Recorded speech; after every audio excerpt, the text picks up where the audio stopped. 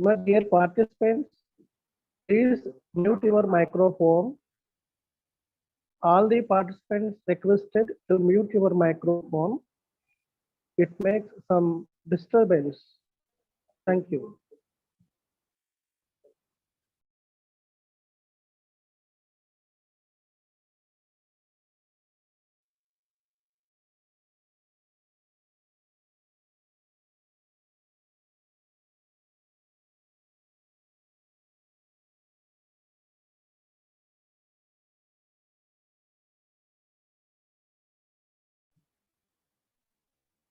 Sir, Principal sir,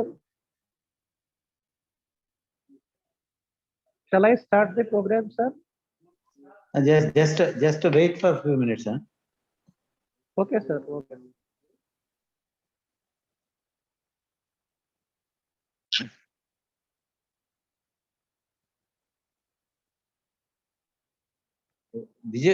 Vijaya Babu గారు వచ్చారండి, రాము గారు.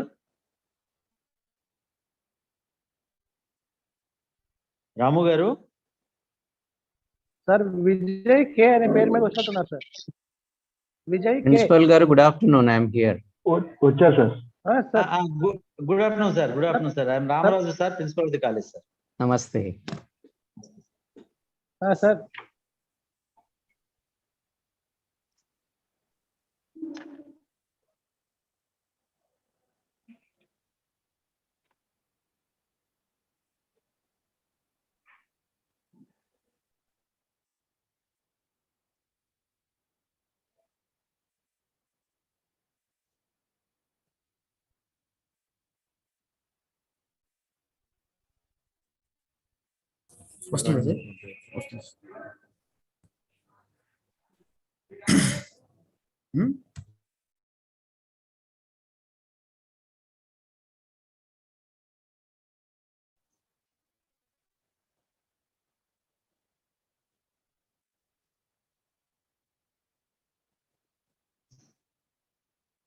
కరెస్పాండెంట్ గా జాయిన్ అయ్యారా చెప్తాను.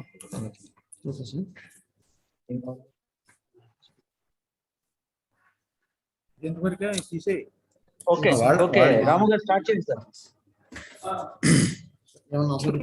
Thank you, sir. Good evening to one and all.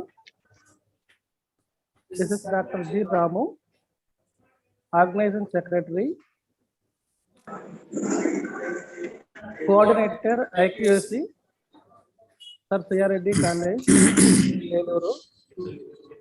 We have been organizing a series of online lectures on quality enhancement as a part of faculty development program. So today, that is 21st January, session 4, Dr. K. Vijay Babu Garu Koganti, Professor of English and presently Academic Officer in APCE, is today's guest, and today's topic is getting ready for student-centered classroom. On this auspicious occasion, it's my privilege to invite Chief Partner Sri Alluri Indrakumar Garu, President, Managing Committee, Sir CRD Educational Institution, Patron Dr. MBSC Prasad Garu, Secretary, Managing Committee, Sir CRD Educational Institutions, and Chief Guest Dr. K.S. Vishnumohan Garu, MS Hardo, Correspondent, Sir CRD College, 2G courses, Dr. K. Sivaramakrishna Prasad Garu, correspondent, Satyaredi College PG courses, and chairman of the program, Dr. K. A. Ramaraj Garu, principal, Satyaredi College, and the man behind the faculty development program, Dr. M. Satyanarayana Garu, NAC advisor. Last but not least, Dr. K. Vijay Babu Garu, Poganti, Professor of English, and all the participants, welcome to one and all. Now, I request the technical team to start the program with a prayer. May I request Saurabh Garu, technical team, to play the prayer.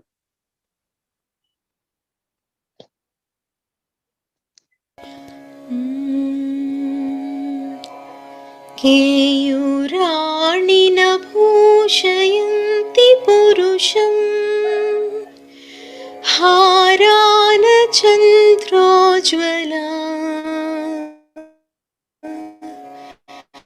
न स्नानं न विलेपनं न कुसुमम् नालङ्कृता मूर्धजा वाण्येका समलङ्करोति पुरुषम् या संस्कृता धार्यते क्षीयन्तेऽखिलभूषणानि सततम् वाग्भूषणं भूषणम्. Thank you, Saurabh Garu. Now, I request the secretary, Dr. Over to Secretary Garu. Ramu garu secretary garu leru, correspondent garu. There, sir. Okay, sir. Thank you, sir. Now, it's my pleasure to invite correspondent, sir, Dr. K. Vishnu Mohan Garu, MS Ardo, to greet the occasion. Over to Vishnu Mohan Garu.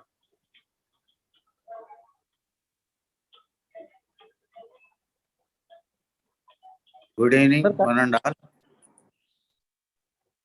I welcome the speaker. Am I audible? Yes, sir. I welcome today's webinar, a grand success. I thank the speaker, respected speaker, for having accepted to participate in our webinar. And I congratulate the principal and our advisor, Dr. Satyanarayana Garu, and IQAC coordinator, Professor Ram Garu, for having arranged a nice program. I wish this program a grand success. I wish it will be useful for all the staff members of our college. Thank you for giving me this opportunity. Thank you, one and all. Thank you, sir. Thank you very much for your kind words. Now, I would like to invite Principal Dr. K. Ramaraj Garu to present his opening remarks. Madam.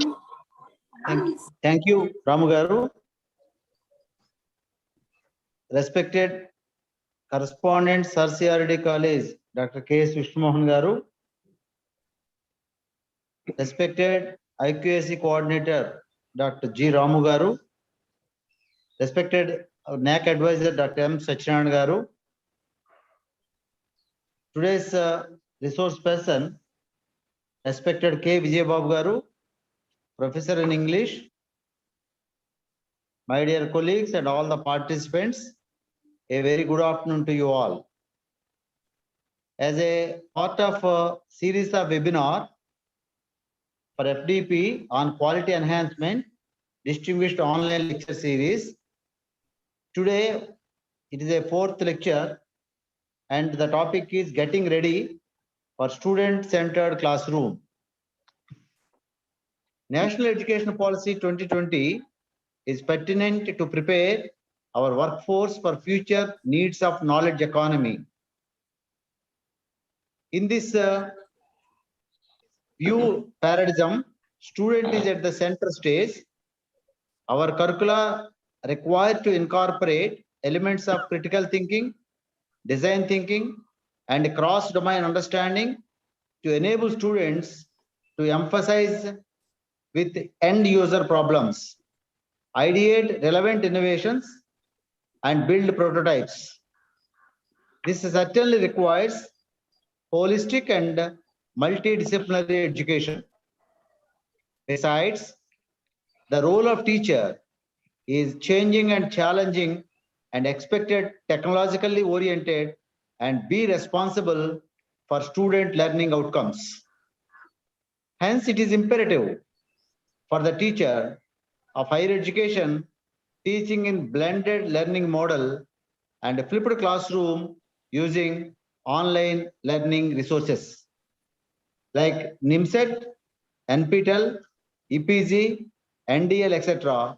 Apart from using other innovative initiatives like simulation lab, virtual lab, FOSSEE, that is free and open source software for education like Python, blogging, sticky notes, shared documents, concept mapping, mind mapping, creative presentations, brainstorming, case study, cooperative learning, project-based learning, collaborative projects, online assignments, etc. All the above requires LMS, ERP, bandwidth, Wi-Fi, campus intranet, computers, smart classrooms, studio facility, softwares, etc., so as to develop 21st century skills among students of higher education. So this basing on this concept, I think our respected resource person Vijay Babu Garu can enlighten us how to getting ready for student-centered classroom. And I wish and I hope this program will be a successful one. And I request all the participants to actively involve in it. And if you have any doubts, clarify at the end of the lecture. Thanking you all for giving me this nice opportunity. Thank you. Thank you, sir, for your opening remarks on new education policy 2020. Now, I would like to invite Dr. M. Satyanarayan Garu, NAC advisor, to introduce the resource person, Dr. K. Vijay Babu Koganti Garu. Power to Satyanarayan Garu. Thank you, sir. Thank you, the organizing secretary. And I thank the management and all the administration to, and particularly my beloved friend for the last 20 years, Dr. Vijay Babu Garu, who is kind enough to really give a strength to this great college in the form of FDP. And I just say a few words about my beloved friend.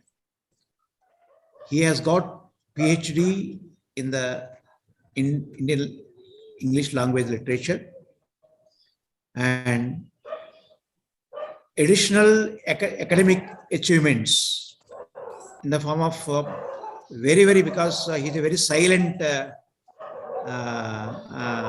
teacher, but empowering the teachers and infusing a lot of skills among young minds. That's what my observation about Dr. Vijay Babu Garu. And he has really contributed a lot to the Department of Higher Education of Government of AP in the form of, building teacher skills, critical thinking skills, and ELT teacher training, professional development of teachers during various types of trainings. And he has attended or conducted workshops, near about 19 workshops. It's a long list. His biodata consists of 14 pages, but I'll just take only 1.5 minutes. And he's having 29 years of experience and 25 publications from 2009 onwards. And particularly English language and literature, all this publication consists of, even regarding higher education also, till the last year, 2020, about NAC and other things. And he has presented or talks or papers during various seminars and conferences, near about 25 papers for the last 16 to 17 years. And he has conducted by himself as a very proactive and very competent and eminent scholar in his own domain. Not only in his own domain, but even he is a passionist of higher education. And he has conducted 63 workshops by himself with the help of all other agencies in the institutions where he worked really, including the Office of the Commissioner of College Education. And near about 9 literary talks he delivered, and he has been given awards or scholarships, 11 awards and honors, including the Best Teacher Award and all ELT trained teachers award, other things. Particularly ELT trainer and IQSC coordinator. He also worked as a IQSC coordinator and also engaged in consultancy. And moreover, very apt to say here, he is being associated with all NAC related literature and all the guidance that is he has been giving for the last many years, as soon as he joined the service. So from 1991 onwards, and he is the strength of higher education now, I could say. And though he has been given the principalship, I think he has denied, and because of his own reasons, and working as an academic officer, and now I think in charge of this all NAC, all the colleges who are due to go for NAC assessment and accreditation. I think not only regarding this particular this thing, we also seek help and guidance and steering this college. I request on this platform Dr. Vijay Babu Garu to look at this great college in other perspective and come to the institution and guide us and steer us in the forthcoming, shortly forthcoming NAC assessment and accreditation, where actually you have been started uploading the information in SSR. Thank you, sir. So immensely, I profusely thank you for accepting this seminar, webinar. So I think definitely it will enrich my proactive faculty. Thank you, sir. Thank you for this opportunity. Thank you, Dr. Satyanarayana Garu, advisor, for the kind introduction of your friend, philosopher, Dr. K. Vijay Babu Garu Koganti. Now, I would like to invite the resource person, Dr. K. Vijay Babu Garu, to present his lecture on getting ready for student-centered classrooms. Over to Dr. Vijay Babu Garu. Now you can share your presentation, sir. Okay. Am I audible? Yes, sir. You are audible, sir. Okay, thank you. Thank you, Professor M. Satyanarayana Garu, for your kind introduction. Thank you, Sri Dr. M.B.S.V. Prasad, the Secretary of the esteemed institution.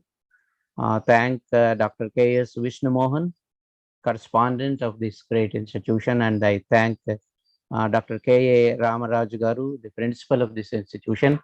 Very nice, kind thanks to Dr. G. Ramu, the IQSC coordinator. I should thank Professor M. Satyanarayana Garu once again for inviting me, for suggesting my name to this institution, and for inviting me and for introducing me to the august audience. Thank you very much. We all know that the student is the primary stakeholder in the process of teaching and learning.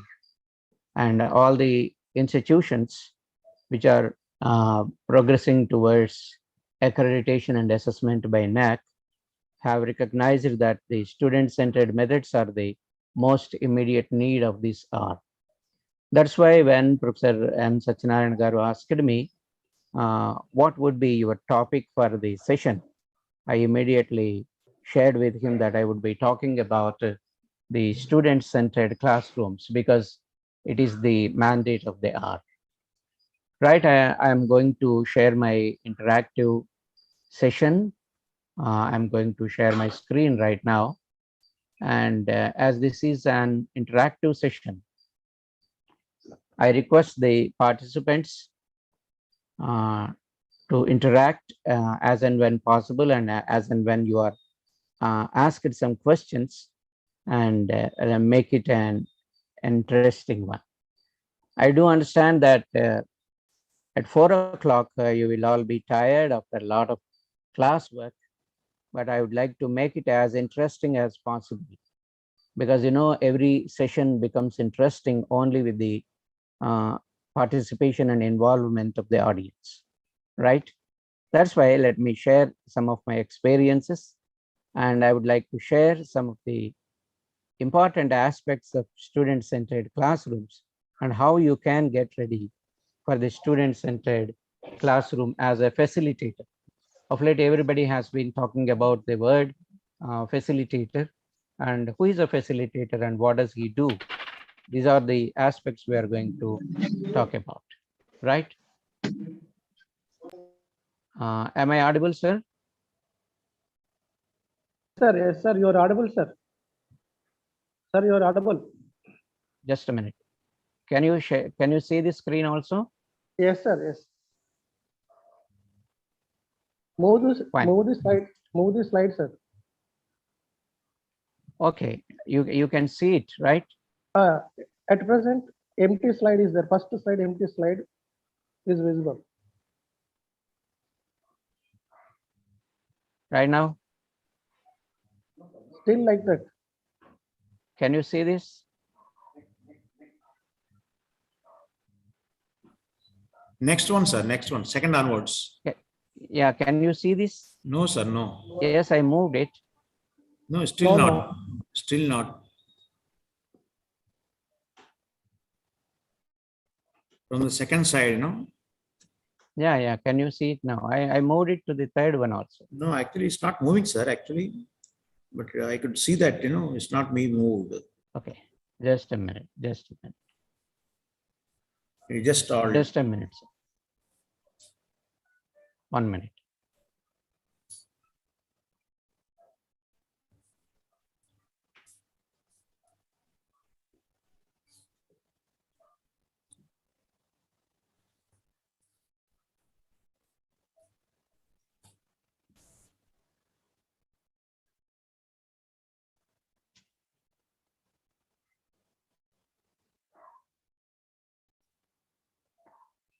Can you see it now, sir? Hello? it is preparing, sir. Just.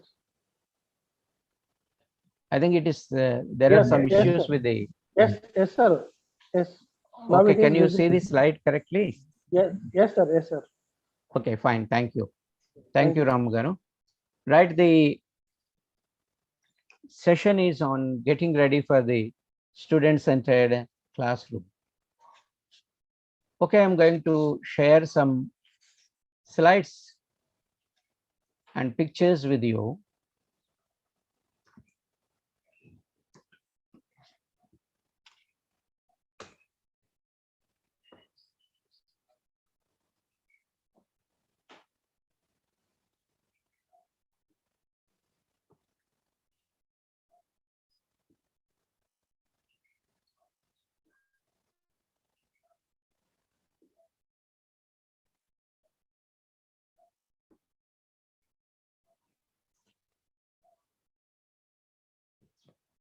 Yes, sir. Ramugaru, can you see this?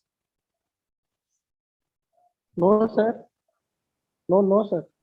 No, No, sir. I'm sorry.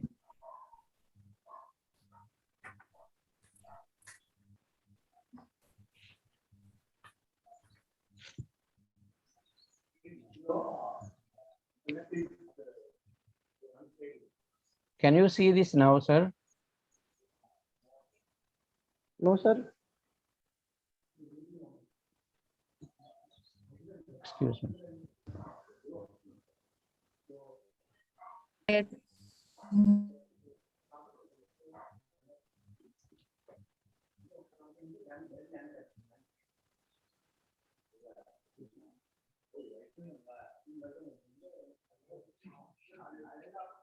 Close one.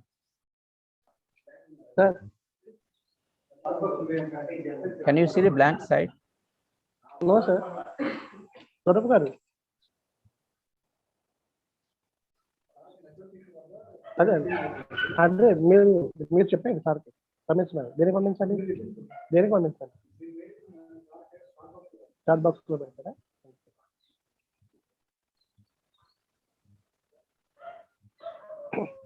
Sir sir hello, sir చిన్న request sir. చెప్పండి. Sir మీకు chat కనిపిస్తుందా? Box లో లేదు sir, chat box లో ఒక mail ID పెడతారు sir. ఆ మెయిల్ కి మీ పవర్ పాయింట్ ప్రెసెంటేషన్ పంపించేయండి సార్. ఇక్కడ నుంచి షేర్ చేస్తారు sir. Technical team Okay, share I don't have any objection. I'll share the PPT.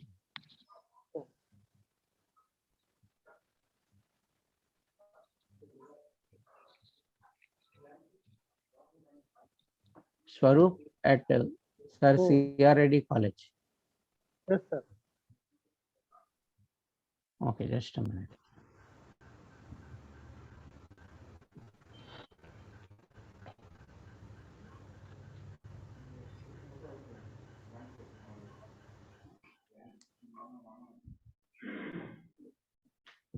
Okay, in the meantime, I will be presenting it. Yes, sir. Okay, I will be talking about it. And I don't understand why it is not being shared. There are some technical issues, sir. Internet problem. There may be some internet problem, sir. No, I normally use this Okay. every time, the same system, right? Normally, I don't get any problems, right? I don't know why this is not being shared right now. I'm trying once again. Can you see this, sir? Yes, yes, sir. Yes, please, sir. Hello? Yes, sir. It is visible, sir. You can see the slides, sir. Okay, sir. Now It is okay. it's okay. That is okay, sir. Why is it not being-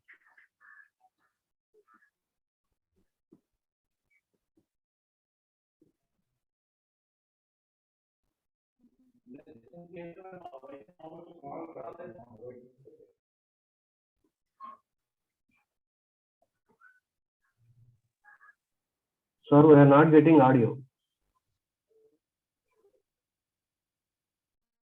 Yeah, I'm trying once again, sir. I need to close this to send the PPT also, right? Can you now? Yes, sir. It is visible, sir. Hello? Yes, sir. Yes, sir. It is visible, sir. Okay. It is visible, sir. You can continue, sir.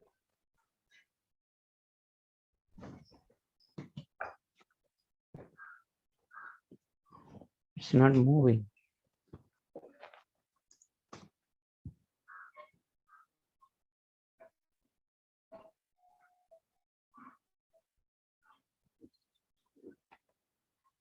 My video, my cam.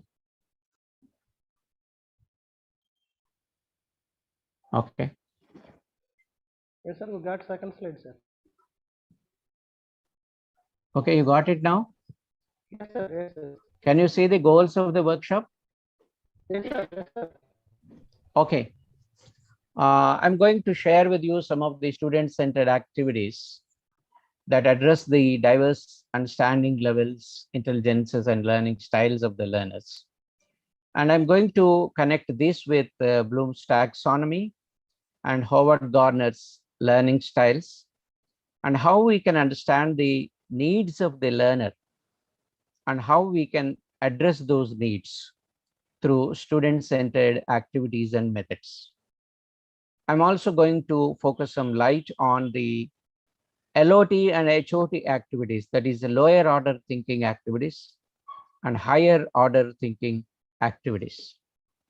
My dear friends, when we try to teach something, the primary purpose is to awaken the thinking ability of the learner. It can be creative thinking or critical thinking. If our teaching is able to ignite that keg of cognitive ability, the student will be able to shine in his life. So how can we make it possible? It will be possible only through the student-centered methods. All these days, we have been addressing teacher-centered classrooms only. That is the teacher talking, the teacher doing, and the teacher questioning, the teacher answering everything. And the role of the learner is very, very minimal. So we are going to focus on how we can make the student participate actively and learn things. In most of the cases, it is always the teacher that talks and talks and talks, but the student is not given any role. That's why we need to focus on some of the aspects of the student-centered classroom. Please have a look at it, at the picture. What do you see in the picture? You can take your mic and talk. You can switch on your mic and talk. What do you see in the picture? Is it a student-centered class or a learner-centered class, teacher-centered class? Can anybody respond?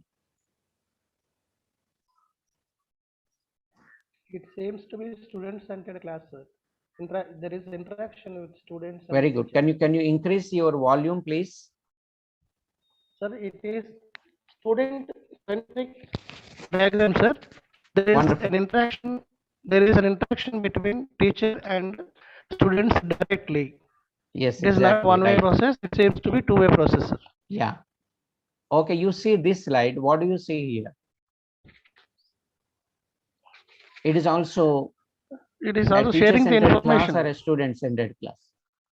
Student-centered class, sir, sharing information among the students, sir.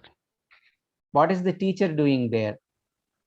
So promoting the interpersonal relationships and communication between the students. What is the teacher doing? What is the teacher doing here?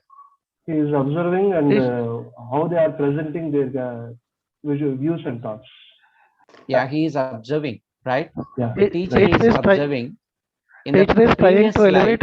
the teacher was, he was trying to explain something. Okay, now you see this slide. What is happening here? This is a direct lecture mode, sir. There is no kind of one-way communication. The teacher is lecturing here. Yes. And what are the students? Are the students active or passive here? Passive. So they are passive, just listening to the lecture. The students are very passive, right? And you can see one of the students without involving himself in the process of teaching, right? And you see this we see very frequently in our classes. What do you see here? What is the teacher doing? Everyone has their own work. Teacher doing teacher doing herself some work. Yes. And students are involved in their personal work, sir. Chatting themselves. Yeah, we don't know whether the teacher has assigned any work to the students, but the teacher is busy and the students are also busy, right? Busy. But you see this. Yes. What is the attitude of the teacher here? Dictatorship. Yes, the body language. You see, in each slide, we can observe the teacher involving in the classroom procedures in her or his own style. And here you see, if you can see the board, the teacher is giving a kind of punishment and the student is writing a kind of imposition. I will not run away from this school. You see the dictatorial attitude of the teacher. Okay, do you think this is a student-friendly classroom? The last slide. Yes, sir. Is it a student-friendly classroom? No. Not What is the proposed. teacher doing? She is not teacher- observing the attitude of students. The Teacher teacher is is simply not ri- observing the The attitude of teacher the is students. the teacher is simply writing on blackboard without observation of the students. Yes, exactly. So you see how many aspects are involved in the process of the teacher student-centered classroom. The teacher should be involved. The teacher should be involving. The teacher should make the students interact, participate, and for that, the teacher has to work a lot. And what are these things that will make a teacher a student-centered teacher? Let us see the comments by some students about their teacher. What did you like best about the style of teaching that was used in the class? To this question, the student has answered like this. I felt comfortable in class always, never a dull moment either. In my opinion, in any way, most of us were very happy to come to class with Mr. Gardner. Can you observe any two qualities of the classroom of Mr. Gardner?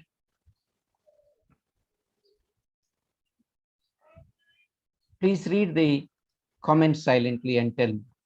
I felt comfortable in class always, never a dull moment either. In my opinion, in any way, most of us were very happy to come to class with Mr. Gardner. From this statement, can you tell me two interesting aspects of Mr. Gardner's class?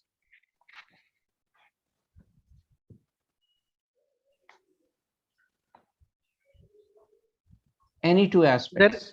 There is a friendly atmosphere between teacher and student. Okay. Friendly atmosphere, and the teacher is not in dictative mode. Okay. He is very interactive mode of teaching, and he Okay. tries The students to are comfortable. elevate. Yes, sir. Fine. Comfortable. Yeah, there is no dull moment. It is interesting, and the students are happy with the teacher. You please see the second observation. Would you take another class with this teacher in the future if you were able to? Yes, no doubt.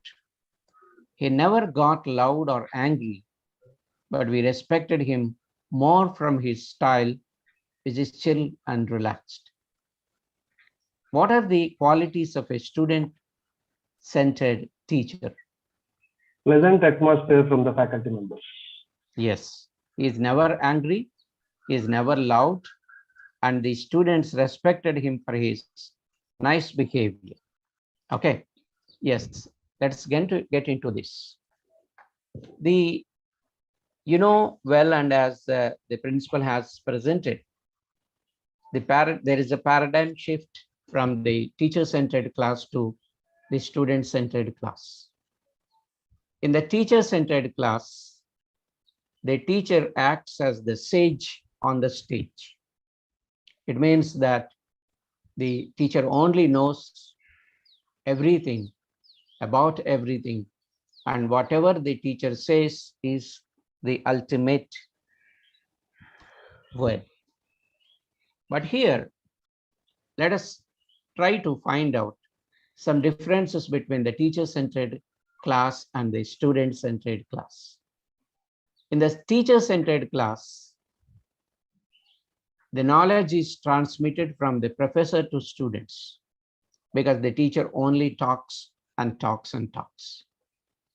Whereas in the student-centered class, the students construct knowledge through gathering and synthesizing information and integrating it with the general skills of inquiry, communication, critical thinking, problem solving, and so on. Because the whole activity or the whole process of teaching is student-centered. The students are involved in each and every activity. That's why it is not the transmission of knowledge from the teacher to the students. It is the construction of knowledge by the students themselves. And what does the teacher do? The teacher only facilitates. In the teacher-centered class, as the teacher talks and dictates things, the students passively receive information. But in the student-centered class, as it is centered around or centered on students, they are actively involved. In the teacher-centered class, emphasis is on the acquisition of knowledge, but in the student-centered class, the emphasis is on using and communicating knowledge to address enduring and emerging issues and problems in real life contexts. That's how there are many differences between the teacher-centered class and the student-centered class. You see, in the teacher-centered class, the students are viewed as learners, but in the student-centered class, the teacher and the students, they learn together. And this kind of atmosphere is possible only in the student-centered ambience. This is called constructivism. In a constructivist class, the students or the learners involve themselves, they communicate with each other, they share their understandings, feelings, knowledge, and experience to come up with new knowledge. The teacher never ignores the background knowledge of the learners. The teacher also is a co-communicator in the student-centered class. The teacher becomes a facilitator. Nowadays, you see, everyone talks about the teacher becoming a facilitator. Who is a facilitator actually?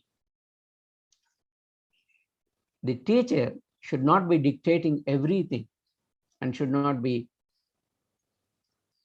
focusing himself in the classroom. He should not focus on himself only. He should be able to understand that the learners are human beings, passionate to learn. Then only he becomes a facilitator. And the learners are encouraged to interact, exchange views, experience, co-construct the meaning and knowledge. These are required for a student-centered classroom. You see, when Confucius says, I hear and I forget, I see and I remember, I do and I understand. Let's try to apply this to the learner in the class. If the learner hears a lot for 50 minutes or 60 minutes, he will soon forget it, right? Even after 1 hour of lecturing, the student will not be able to remember anything. He will forget. The moment he leaves the classroom or she leaves the classroom, the student will forget it. But when you show something, when you demonstrate something, the student will be able to remember it because he's able to see that, he's able to feel it. But when the student does it in the class, when the student involves in an activity, the student will be able to understand it and he will not be able to forget it in his lifetime. That's why when we try to teach anything, we should focus on the learner. We should try to involve him in the process of teaching and learning, and then only a long-lasting impression or long-lasting learning will be possible in the classrooms. We should not forget these ideas of Confucius. If you understand how the student learns in a better way, the student will be able to learn by doing. If you just lecture it for 50 minutes, if you just go on lecturing, the amount of retention is almost zero. If you involve him in a reading activity, it will be 10%. If you show, if he is able to feel, it is 20%. If you demonstrate something, it is 30%. If you discuss with the students, it is 50. If you involve him, if he can practice by doing it, it is 75. If you involve him in peer teaching, it is 90%. You see, my dear friends, the human mind is capable of switching itself off after the 6th minute. If you go on lecturing, after the 6th minute, the minds of the learners will be automatically turned off, and you can see only the physical presence of the learners in your classroom. Unless you involve the student in some activity, the student will not be able to retain or carry something out of the classroom. That's why most of our students, though they are able to get better grades in the examinations, they are not able to shine practically in the interviews because their retention is limited only till examinations. And as it is not practical knowledge, they are not able to succeed in practical life. Our teaching must be connected with real life incidents, practical aspects of living and life.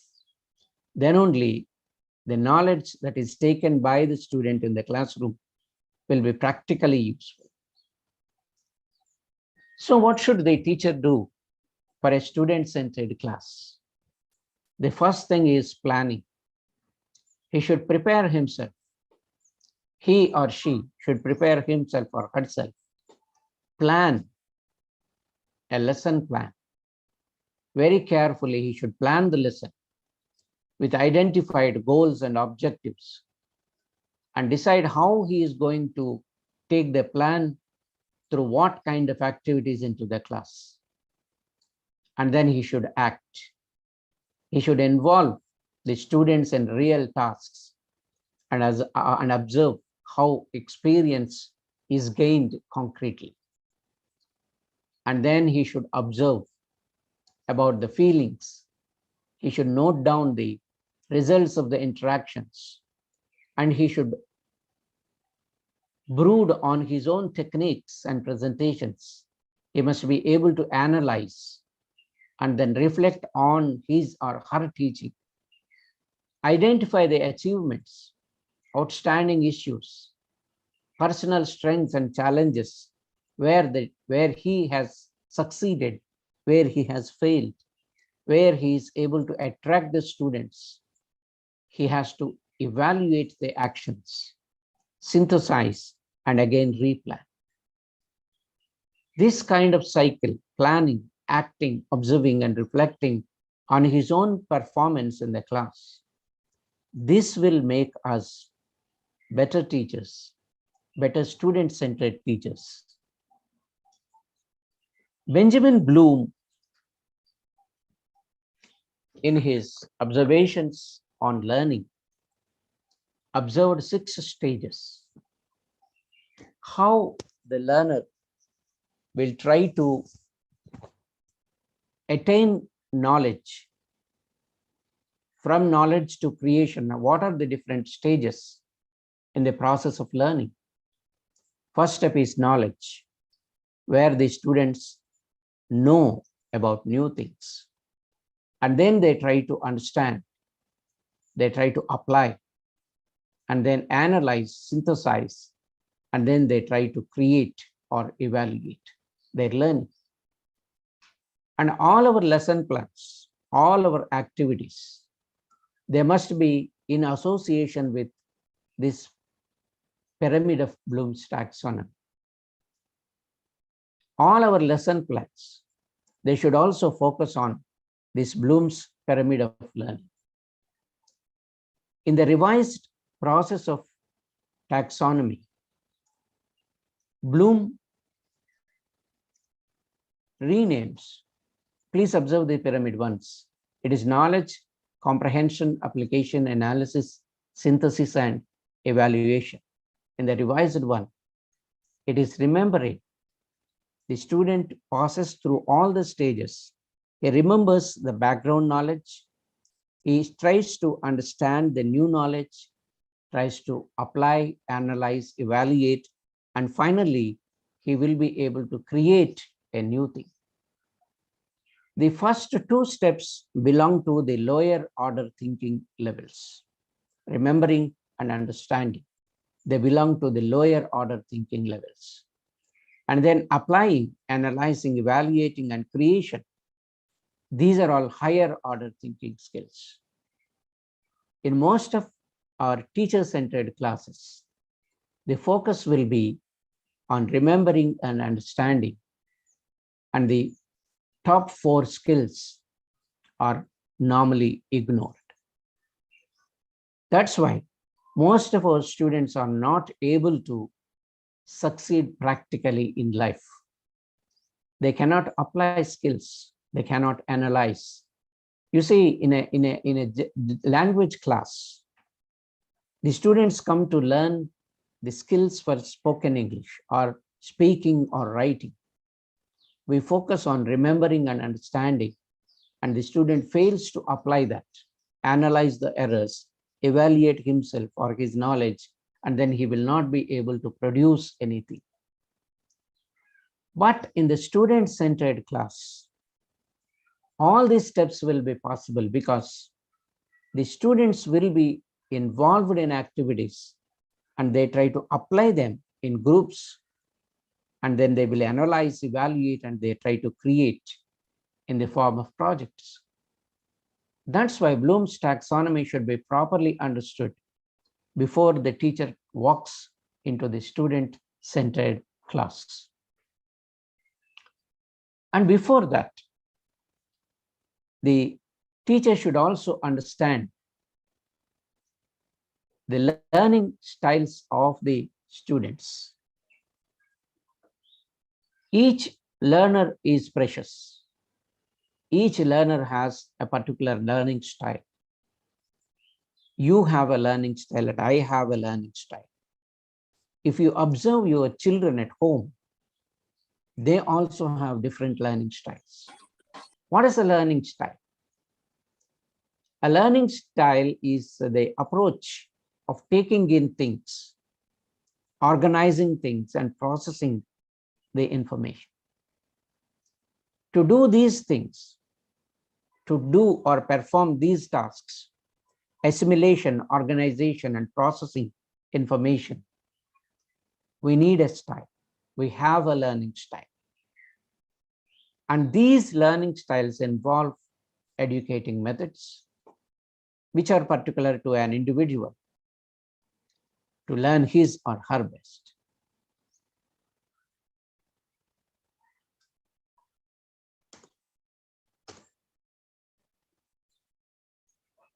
So we should be able to understand the learning styles.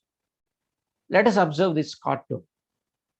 You see, the teacher is, or the trainer, the teacher or the trainer is going to conduct a test, and there are students in the class. There is a crow, there is a monkey, a penguin, an elephant, a fish, and then a seal, maybe a fox. What is the teacher saying here? For a fair selection, everybody has to take the same exam. Please climb that tree. Who can climb? Only the monkey can climb. Maybe the crow can hop onto the branches. And what about the elephant? What about the fish? What about the fox or the seal? But they are all creatures. They all exist in their own circumstances. They have their own learning abilities. Same is the situation with our classroom too. There are different kinds of learners in our classes. Each has a learning style. Each learner is very precious. But we try to apply the same principle in delivering things, in testing them. That's how we're not able to understand our learners properly. So the student-centered teacher should be able to understand the needs of the learners carefully, properly, understand their learning styles, and then design his activities to cater to these different learning styles.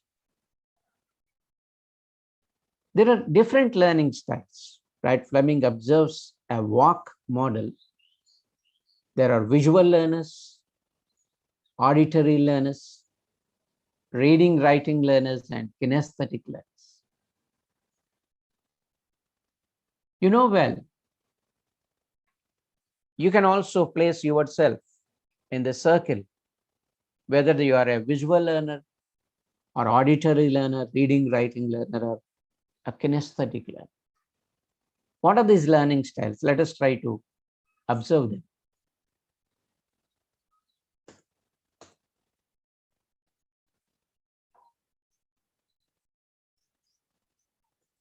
A visual learner is a learner who depends on his eyes.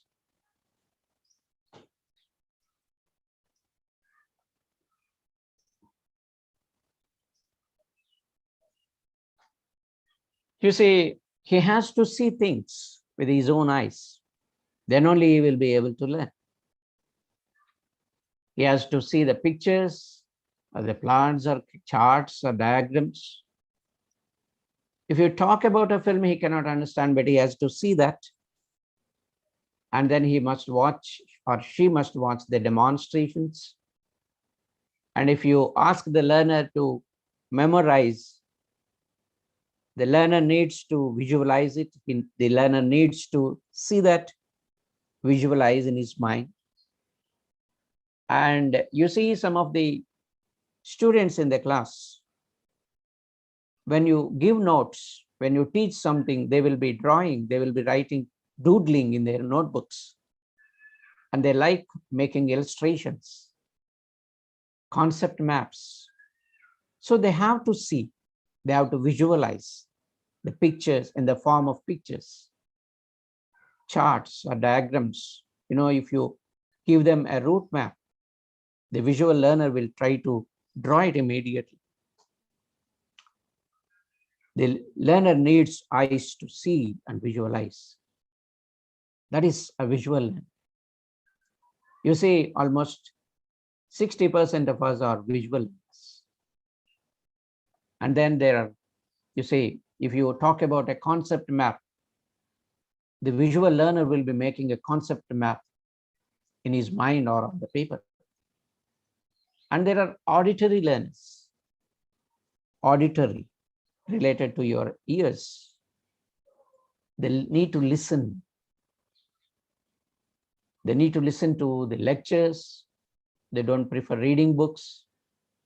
They listen to music even while studying. You see some of the students with their headphones, though they read a different kind of book, they need to listen to music. And then some students read out aloud to themselves, though it's not a good habit. Then they should read out aloud because they need to listen to themselves. And they love to attend the oral exams because they listen there. So some are visual learners and some are auditory learners and some are kinesthetic learners. They cannot keep idle, themselves idle. They learn by doing things. They want to move here and there. They want to get into groups and do some activity. They have difficulty sitting passively through lectures. They should move around, like experiments, group activities, etc. They love more. If you want to lecture, they will not listen to you. So there are kinesthetic learners, and there are some reading, writing learners. If you tell them something, they need to read it. They need to write it down. So if you understand these learning styles of learners, you will be able to design activities perfectly involving or including all these styles: visual style, auditory style, read, write style, and kinesthetic style.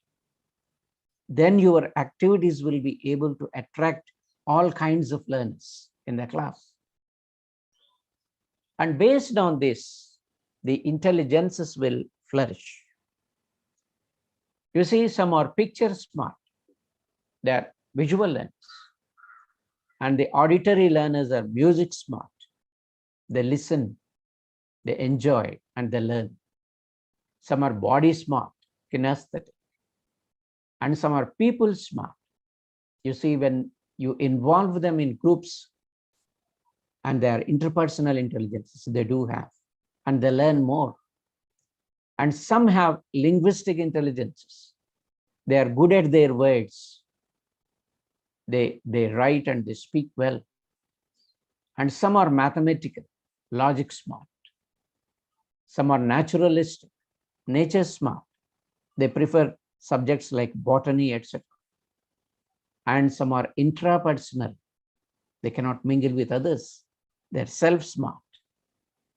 That's how your learning styles will lead you to develop a kind of intelligence. And these multiple intelligences also must be kept in mind or understood by the teacher when he or she designs certain activities or takes certain plans to address the needs of the learners. Okay, let us take a short break and try to understand whether these statements are true or false. Okay, you can unmute your mics and tell me. Yeah, there is some Valli Purnima, Dr. Valli Purnima, a message that is, if the students attend regularly to class, we can observe them, but now students are very irregular. Okay, you try to observe the irregular students also and try to understand their learning styles and try to attract. Okay, it takes a lot of time for observation, right? Yeah, can somebody answer this question? This statement, can you please explain this statement? Application is the second step in Bloom's pyramid. Is it true or false? False. Can you explain why it is false? Application is higher order thinking. In lower order thinking, first is remembering. Okay. And second one is understanding. Okay. The third one is application, and fourth one analyze and evaluate and create. Right. You are right, Ramu. I think it is Ramu Garu that is answering. Yes, sir. Okay. Now let's give this chance to somebody else. Yes, sir. Okay, sir. Yeah, the second one.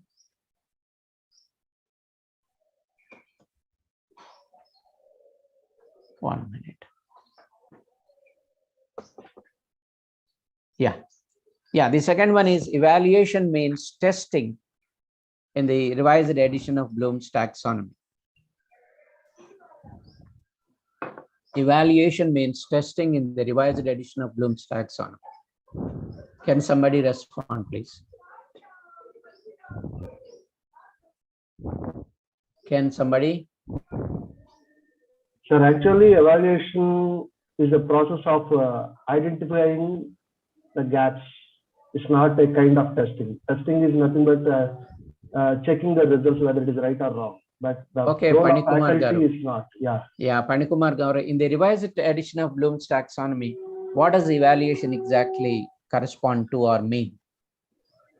Evaluation means identifying the gaps where the student lagging. Yeah, and where again, the- you are going to identify the gaps means you are going to the traditional sense of the term.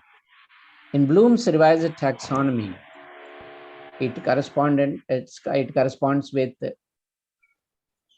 creation, Yeah. right? The Yes, last step is evaluation, and the student will be able to create something on his or her own. Okay, third one. It is personal assessment. A self-assessment of the student evaluation means. Yeah, it is. But in Bloom's pyramid, revised pyramid, the term evaluation means creation, right? Yeah. And then what is visual? Third one. Let us analyze. Visual learners need to read everything. May not be correct, sir. Can you explain why? Visual learning, the student may observe the picture, or he can he can follow the videos. Okay. So not only simple reading, visual means so the Yes, Ramu. pictorial The representation. visual and video. learners need not read anything, but they need to watch. Okay. Yes, sir. Yeah. Can we have some other teachers or friends to talk about? Okay, next one. Kinesthetic learners need visuals to understand. Somebody else apart from Ramu Garu, Panikumar Garu, etc. Kinesthetic learners need visuals to understand. Is it correct? Is it true or false?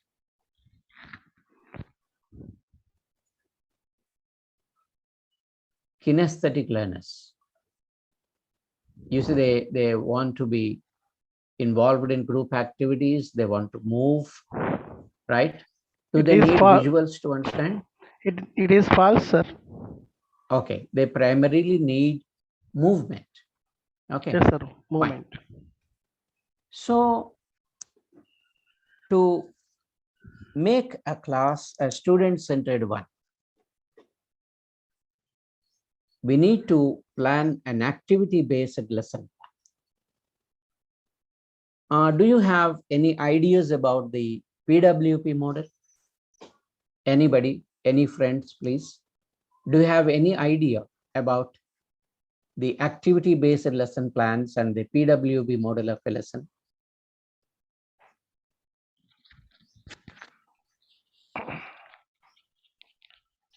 Okay, don't worry. A PWP model is a very interesting one, which we need to know about. Right? You see, if you plan your lessons in the PWP model, you will be able to involve the students in the classrooms well. Your lessons can be divided into three parts. Your teaching can be divided into three parts: the pre-teaching, while teaching, and the post-teaching parts. The pre-teaching is the part where you stimulate the interests of the students, activate their background knowledge, like telling a story, relating experiences to the topic of the class, brainstorming activity, looking at pictures, videos, captions, models, etc. And you involve the learner, you hook the interests of the learner into the class. And then that's the pre-teaching part. It's almost a kind of warm-up. You link them to the topic of your presentation. And then there is the while teaching part, where you give the input and then guide them through the content. And then the post-teaching part is the skill focus. Additional skills like summarizing, analyzing, problem solving, reacting and responding, critical thinking, etc. If you divide your lesson, any subject for that matter, if you divide your lesson into three parts, like pre-part, while, and the post parts, you will be able to involve the learners in a meaningful way. And I am going to throw some light on this by connecting it to Bloom's taxonomy and the PWP lesson. Right? Please observe that. We came to know that the learning pyramid has 6 steps, 6 stages, right? From knowledge to evaluation through comprehension, application, analysis, and synthesis. In your PWP lesson, the first 2 stages, knowledge and understanding, they will refer to the pre-stage. You will, if it is the second part of your lesson, you will be tapping on the background knowledge and you will be focusing on the comprehension ability of the learner. And in the while part, you will be applying, you will be making the learner analyze and synthesize. And in the post part, you try to evaluate this learning by giving independent tasks for creation.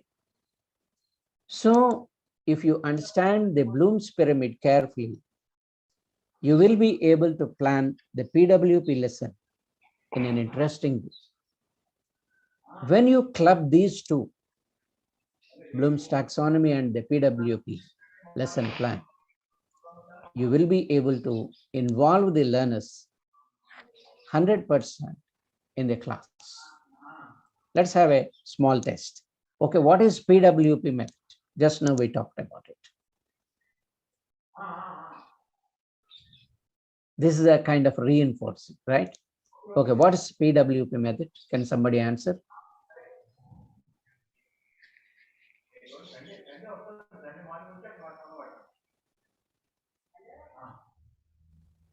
Can somebody answer, please?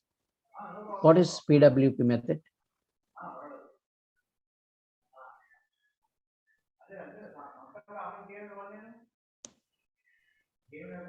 Ramu garu? Sir, it's a pre-teaching, while teaching, and post-teaching. Okay. These are the 3 steps in PWP method. What happens in the pre-part? Good. Some Vijay Kumar is answering. Before and after the teaching. So it's nothing what but happens? reaching the What area. happens in the pre-part? So in kind of in case of the pre, we are trying to prepare ourselves, and post is kind of how far we achieved the target. That's the each and everything is basically object-oriented activity. Okay. So how far we reached the objective or not, it's nothing but it's not only analyzing the student, but also every faculty member has to analyze himself. Wonderful. Right. How do you involve the students in the pre-part? To create a friendly atmosphere, as you said earlier, okay, and pleasant manner maintained by the faculty member, and right, considering the various stress. You can and conduct sessions like brainstorming, right? Yeah. Yes, sir. Okay. Friendly short answer questions can be asked. Quiz programs. So the way how you are dealing the FDP today program, like that, we also deal the students to refresh the students, right, not watching the time, like this. Right. Yeah. Thank you. Yes, sir. Thank you. And then the next question is,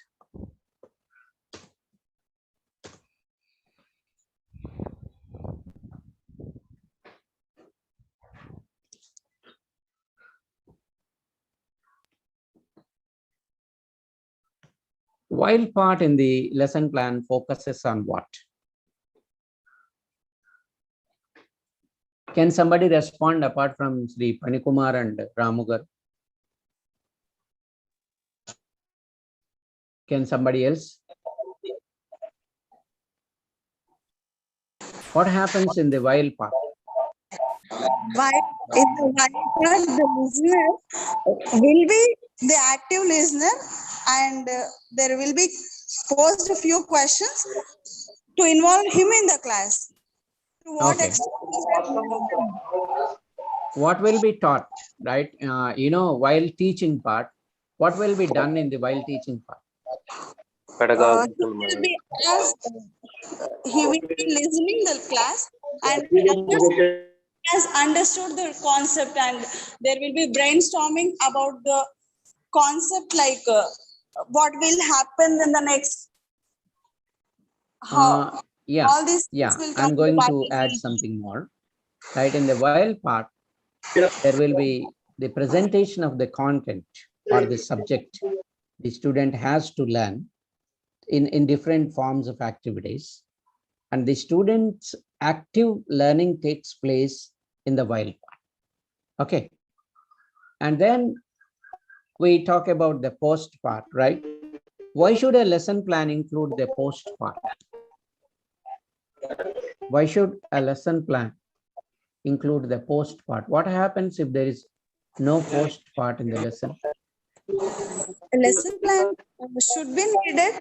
What are the various parts should be covered in the lesson plan? Uh, there will be different aspects, like what if it comes to LSRW skills, what type of skills we are trying to incorporate in the learner. All these things will be included in the lesson plan. Yeah, you please observe. Why should a lesson plan include the post part? I'm focusing on the post part of the lesson. 3 parts, right? Yes. To make Pre, it while, as and post. to make it as a strategic plan, not merely a simple plan. To make it as a strategic plan. What do you mean by the strategy? Strategic means at the beginning of the academic year, we plan to do some to complete some concepts in the particular period. But unfortunately, the future is not in our hands, and something happens. I'm just talking about a simple lesson plan that is limited to 60-minute part of a class. Yeah. Only that. Because I'm not talking about the broad academic curricular plan. Right? Yeah, I'm only talking about the lesson plan you take to a 60-minute class. So lesson plan for the 60 minutes is a plan which was prepared before the commencement of the class. But actually, class is Panikumar, please wait. Okay, there are 3 parts in that lesson plan. Okay, we talked about pre, while, post. Post, I'm talking. Yes, yes. In post part, it is the testing period of the student whether he follows the lesson or not, by making some questions, by asking some questions and expecting correct answers from the students. Wonderful. You see, in the while part, we focus on the learning aspect through guided activities. In the post part of the lesson, we focus on the independent learning of the learner through independent activities. We give him tasks, we give him assignments, and we give him some projects or seminars. So if without a post part, the lesson plan will not be complete. You may be taking only a small chunk to the class for a presentation. Even that small chunk, that small unit will have the PWP model. The pre-unit, the pre-teaching, while teaching, and the post-teaching. The question is, why should a lesson plan include the post part? That is for testing, for consolidation of the knowledge and the skills, to know whether the learner has achieved that particular aspect of knowledge or skill. Okay, thank you. Let's move on to the next topic.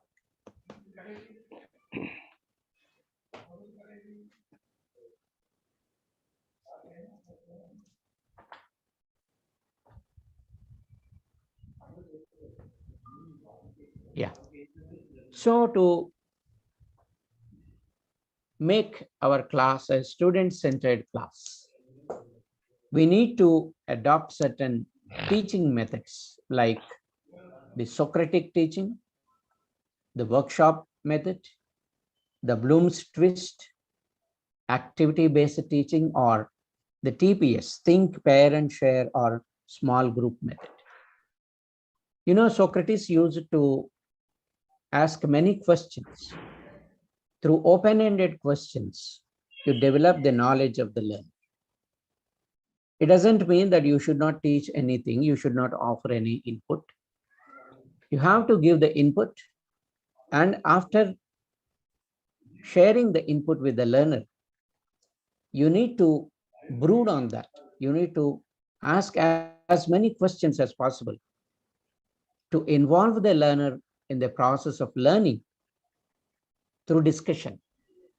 It improves the communicative ability of the learner, and at the same time, you will be facilitating the knowledge of the learner. You fill in the gaps, you add on the existing knowledge, and thus make him a holistic learner. Like Socrates, you would be asking many open-ended questions to make him a consummate learner. And in the workshop method, you do not directly teach everything. You present your content in smaller chunks, involve them in activities, and make them learn. They learn by doing. That is the workshop method, with hands-on experience. In the Bloom's twist, you observe the stages of learning of the learner, whether the learner is at first stage or second stage, or understanding, application, analysis, and you design your lesson plan and activities according to the level of the learner. That is the Bloom's twist. And this activity-based teaching, just like the workshop method, involves the learners in many activities and thus helps the learner to become holistic. And TPS, or small group method, is a method where you divide the class into smaller groups and monitor the process of learning. There are many activities which we can conduct to improve the lower order thinking ability of learners.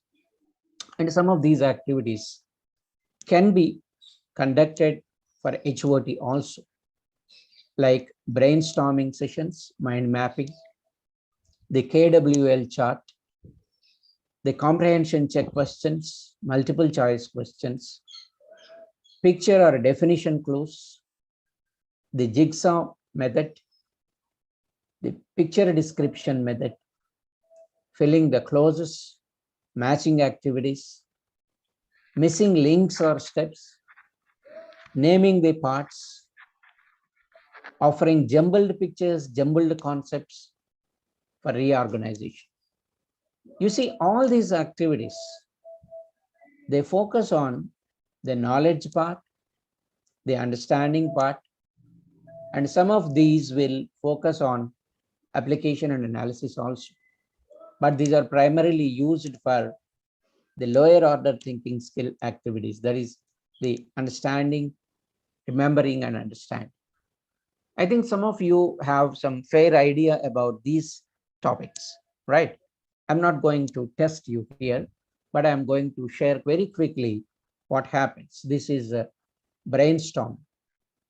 Brainstorming can be used in any subject class where you offer an idea and you try to brainstorm for the ideas. You see, it can be conducted in the pre part, or in the while part, or in the post part of the lesson. You know, in the pre part, to know the existing knowledge of the learner, we conduct brainstorm. In the while part, to connect the learner with the background class knowledge or yesterday's class, you conduct this. Yeah, somebody AL or chemistry raised a hand. I will come back to that. Okay. And in the post part also, we can conduct this brainstorming activity. Yes, AL or chemistry girl, please. Yeah, you can address, you can talk. Good evening, Vijay Garu. Yeah, good evening. Myself, A. Lakshmi Patra, working in chemistry department, sir. Fine. You are having a wonderful experience in a student center classroom, sir. Okay, thank you. The main advantages of learning stations are that main point is decrease the amount of material and time required for setup. Yes. And second one is free the instructor to help students with more difficult concepts. Fine. You tell the benefits of learning, another benefits of learning centers in a classroom. So more benefits of learning centers in a classroom, sir. Yeah, can you wait till the end of the presentation? I will be able to talk. Thank you, sir. Thank you. Welcome. Thank you. So this brainstorming technique can be used in the pre part or while part or the post part. But this is an essential one which involves all the learners in the class, right? You conduct it as a group activity so that there will not be any hesitations. The slow learners also will be able to participate in this. And then the mind maps. Brainstorming is conducted to collect all the ideas related to a topic, but mind mapping involves or includes organizational abilities, right? And you can involve somewhat bright students in this, and then you can mix the groups with the average learners, low learners, and the advanced learners, and ask them to create mind maps. And these skills, these mind maps develop the skills of organization. And this can also be done in any subject class. And one interesting activity I love to do in the classes is the KWL chart. You say you do it before you start a new topic, right? What do you already know about the topic? That is the pre one. And then what do you want to know more about the topic? And then after completing it, what have you learned, right? If you paste this chart in your classroom, and the K and W would be, the K will be to know their background knowledge, and the W will be to know about their expectations. And then after completing the class, whether their expectations are met or not, you ask the students to fill the last column, what they have learned about the new topic. You see, it's a wonderful tool for consolidation of learning. And this can be conducted in the pre and the post parts. And then the jigsaw activity. You know what a jigsaw puzzle is.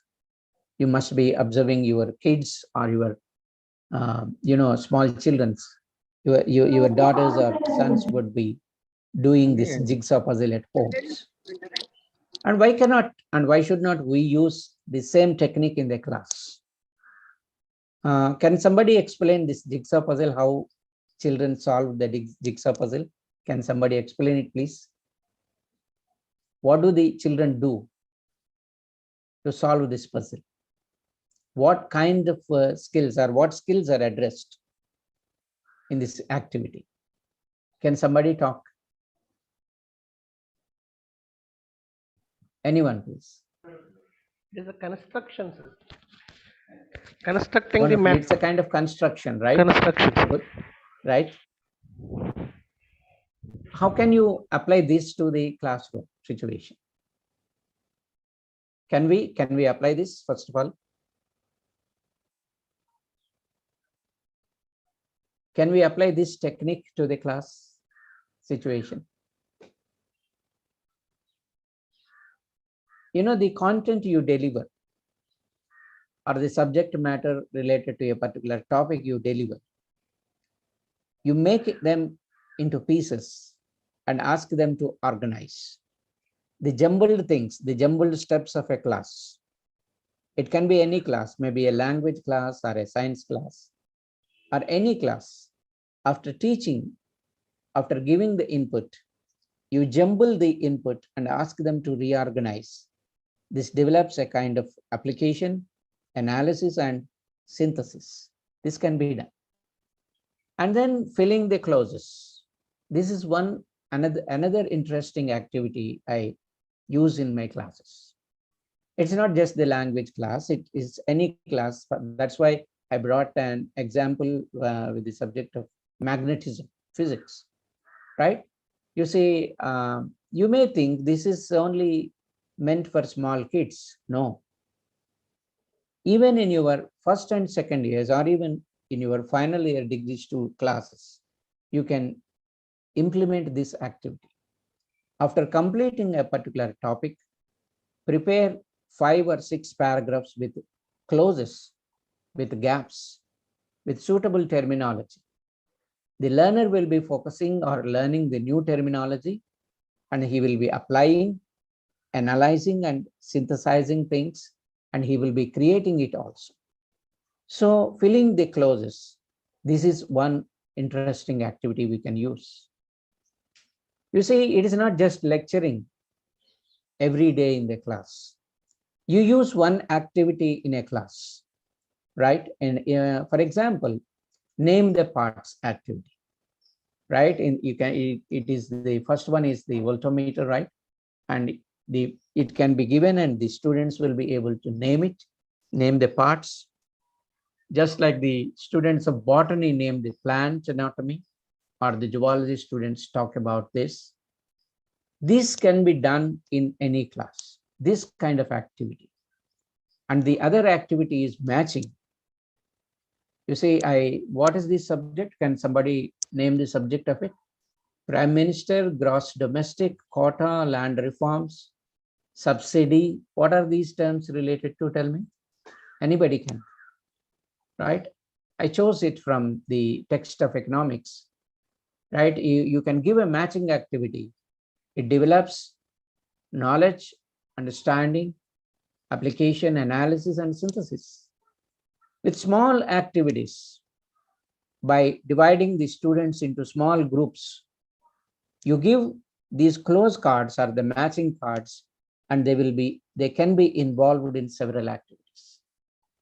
And these are wonderful activities for your revision also. When you try to prepare them for your examinations, these can be designed as revision activities. And you see here is a mathematical problem. And I used this for clauses, right? I covered all the steps, some of the steps here. And you see, by removing these steps, the students are expected to, you see, identify these steps and then complete the activity, right? When you plan such activities, instead of listening to you for a long time, they show interest in involving themselves in these activities, and then learning will be more fruitful. For a Telugu class, you can do this, right? You see, I have closed one of the lines of the poem, and the student is expected to fill in the line. In economics, in commerce, in every subject, we can design new activities. So these are some of the lower order thinking activities which we can take to make the class a student-centered one. And now I'm going to focus on the HOT activities, that is higher order thinking activities, like panel discussions, case studies, creating a learning center with frequently asked questions in that particular topic, right? The lab activities are the experiments, creating role plays in the class, creating simulations, and adapting workshop methods, demonstrations and discussions involving the students in these activities, asking the students to prepare index cards or flashcards related to the glossary of these subjects, and then conducting interviews, question and answer sessions by involving the students, conducting debates in the classroom, and then encouraging a project-based learning, conducting seminars, and then the thesis or the project reports. Okay, let's have a look at these activities, and I would like to request you, if you are using these activities, or if you can use these activities in the class, if you are using them already, I would like to request you to explain your experience or share your experience with us. Anybody, please. My question has two parts. Are you using these activities in your classrooms? If you are using them, don't say no, okay? If you are using them, how are you using them? And what skills are being promoted by these activities? What are the benefits of these activities? Anybody, please.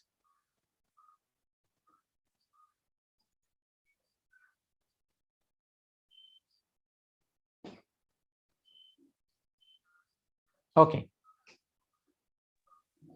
Okay, I will be sharing the inputs about the panel discussion, case studies, and all these things in the form of a handout with you. I, in fact, wanted to discuss them if I receive any answer from you, right? And all these, the explanation of all these things will take some more time. I think it's already 5:37, and I take this opportunity to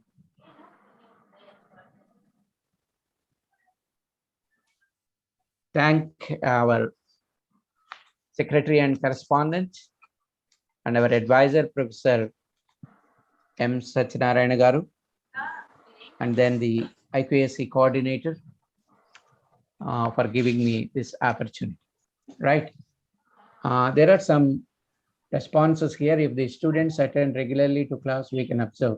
Yeah, even if those students who attend regularly will be able to follow you, definitely you can implement these in your classes, right? Thank you so much for this opportunity.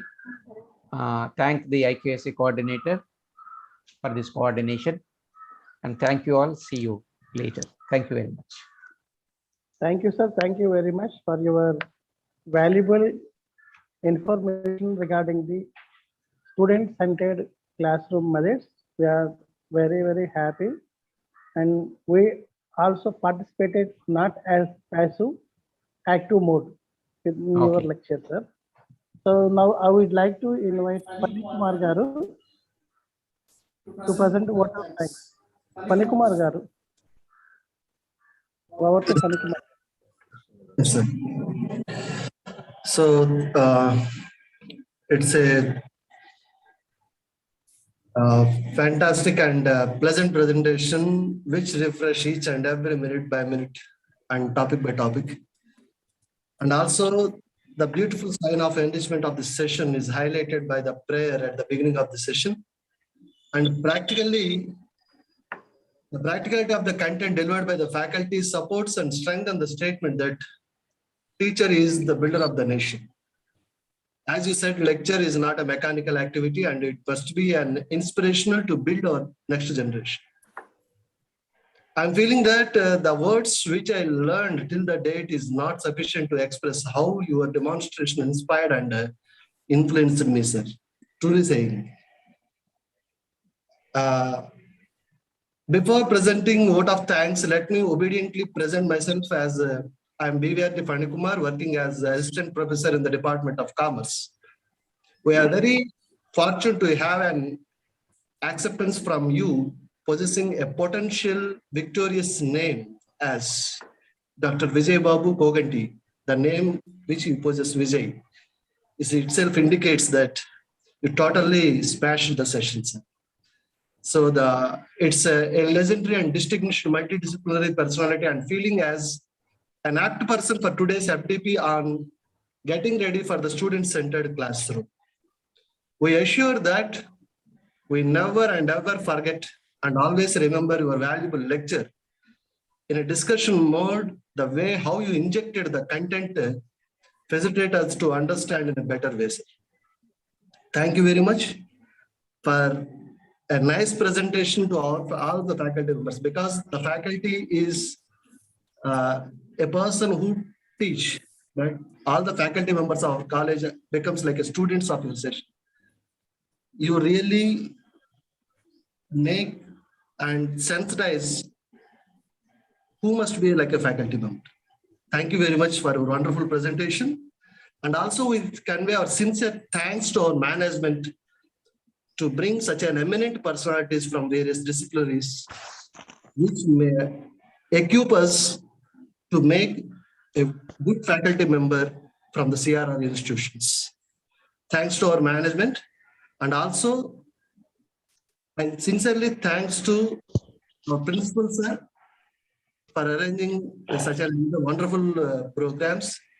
And also we convey on behalf of the faculty members to our NAC advisor Satyanarayana Garu for getting acceptance from various eminent personalities, and also conveying sincere thanks to all the supporting staff members who make this session technically fantastic and marvelous and successful. And also thank to all the faculty members who attended for this faculty development program. And thank you one and all, and especially conveying sincere thanks to Internal Quality and Assurance Cell, Dr. Ramu Garu and his technical team, Swarup Garu, for arranging a series of webinars. Thank you one and all. Thank you very much, sir. Thank you. Thank you, Fani Garu. Now, today's faculty development program closes by playing national anthem. Now, I would like to for your kind excellent lecture, sir. Thank you, sir. Thank you. now I Thank would you. like to invite technical team. Should not forget your lecture, sir. Thank you, sir. Hope the participants will implement all the student-centered methods in the class for the benefit of the learners. Thank you. Definitely. Swarup Garu, can you play national anthem? Janagana Mana Adhinaya Jaya He Punjab Sindh Gujarat Uttar Vanga Vindhya Himachal Yamuna Ganga Uchala Jaladhi Taranga तव शुभ नामे जागे तव शुभ आशीष मांगे गाहे तव जय गाथा जन गण मंगल दायक जय हे भारत भाग्य विधाता जय हे जय हे जय हे जय जय जय जय हे